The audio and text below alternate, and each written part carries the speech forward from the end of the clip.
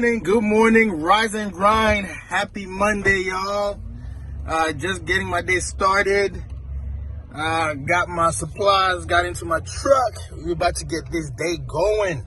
If you haven't already, y'all, like my channel, subscribe, and share this to as many people that you know that love real estate. I'm Chris Lumbu with Lumbumanagements, LLC.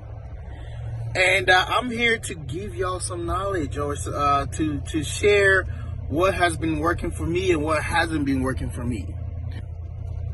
I was asked a question about if I've ever lost money in a real estate deal, and what was my exit strategy? What did I do about it, etc., etc. All right, so let me go ahead and put my seatbelt and let's get started. Alrighty, y'all. So, real estate to me is just like any other investment out there. Like, it's a business. You spend a lot of time and money and effort to try to make sure it produces for you. So, literally, every real estate deal is a different business for me.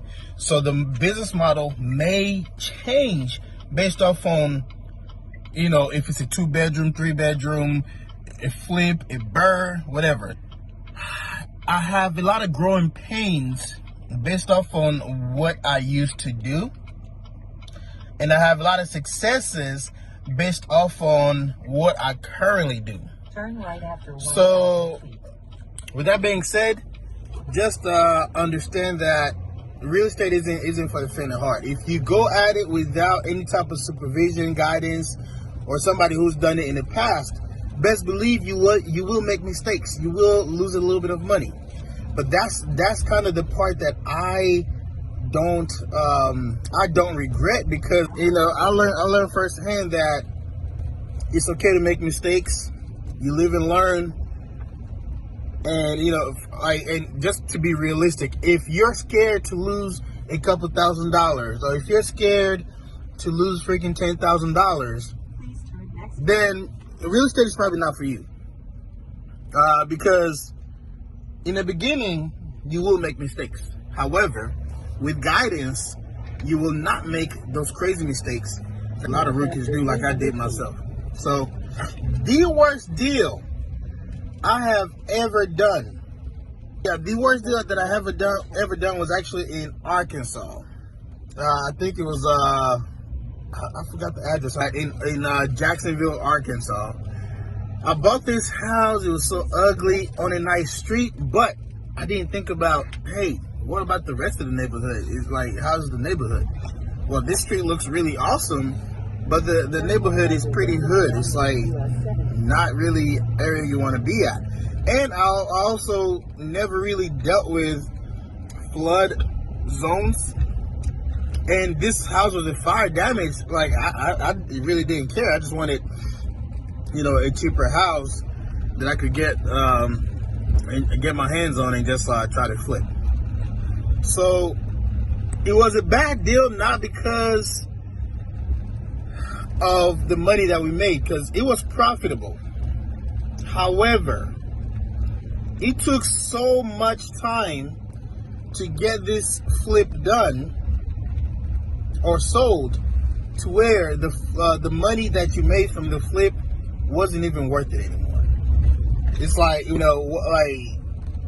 yes, we made $30,000. However, it took almost 6-8 months to sell this house, and the people I borrowed money from were super annoyed, super frustrated, because it basically took almost 4 months longer than expected. And for me, this is the first time a house hasn't sold yet. So I was freaking out, thinking, okay, nobody wants to buy this house. What the hell's going on? So yeah, that was the roughest situation for me. Like, the renovation, the rehab went perfect. Got licensed plumbers there. I had really awesome contractors. They did their thing. The home looked beautiful. I think I still have videos for it and everything. Like, it's phenomenal. However, the selling part, everybody that came to that house, the first thing they said is, beautiful home, perfect, just want to move the home in a different neighborhood. And that's the comments I got. So I ended up lowering the price by 20K. So I actually bought the house for $20,000. I put $25,000 into it. I had it for sale for I think like $115,000 or something. I ended up reducing the price, and an investor came and bought it from me, cash deal, way cheaper. And I walked away with $30,000 after we did an equalized split. 10K. I basically walked away with 10K plus my investment, and all my investors also walked away with 10K plus my investment. However, it took a long time. It almost wasn't worth it, at least for me. Understanding that it took me so long, I could be working a regular job and make more money than that. Know what I did wrong with it? I didn't do my research as far as location. One mistake a lot of investors do, they rely so much on their brokers, real estate brokers, about, hey, you should buy this house, fix it up and sell it. I bet you can make a nice buck out of it. That's essentially what I did. I went to real estate agent. They brought me to this house that I hadn't sold in almost 3 years, and I'm just like, whoa, okay, I can get it cheaper, sell it. There's a reason why people didn't buy it. It's in a bad area, bad location. No, like it's not a war zone or nothing. It's just the hood. I don't know if you guys know about Jacksonville, Arkansas. It's pretty hood. Like, there's a lot of druggies. There's a lot of prostitution. There's a lot of all crazy mess going on over there, and people just didn't want no part of it. So I sold it to an investor who ended up renting it out to some army people.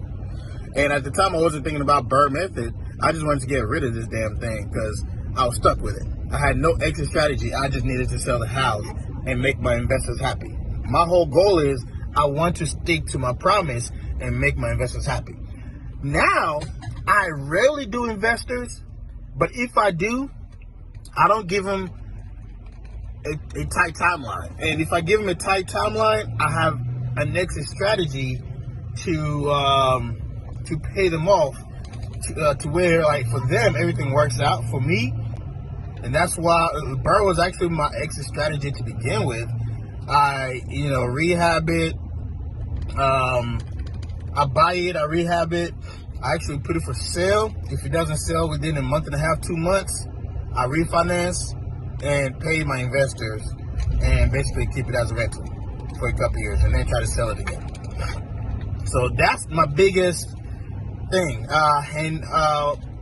Basically what I did about it, reduced the price and just sold it just to get it out, and pay these investors who believed in me.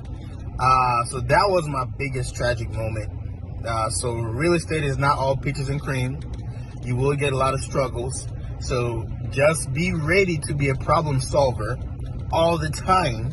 Even with your own rentals, issues arise. Do not panic, do not freak out.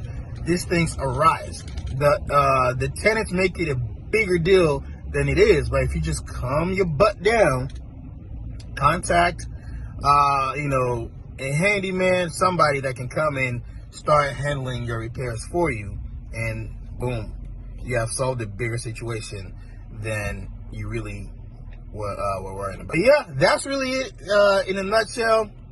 So keep those questions coming. I'm loving it. I keep sharing what you guys request, and be blessed, y'all. Happy Monday again.